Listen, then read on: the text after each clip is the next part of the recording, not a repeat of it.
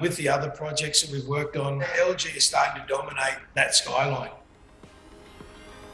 I'm Andrew Barron and I'm the Director of LG Australian Air Solutions Division. The Aircon division is part of home appliances, responsible for about 26 billion, of which the air solutions part of that is 6 billion, which actually makes us one of the largest manufacturers of air conditioning in the world.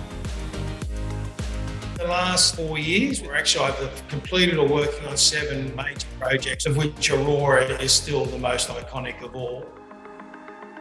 We've now managed to form a relationship with ProBuild, and I think that was the key feature with Aurora.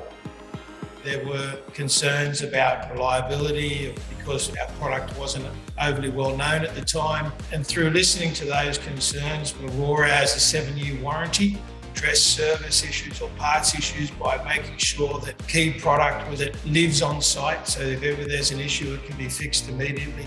We're also at the bottom levels commissioning and servicing apartments that were occupied. LG is not here just to win a project, but to work with key partners to deliver a solution. I think that's what we did. It is a very impressive building amongst other very impressive buildings.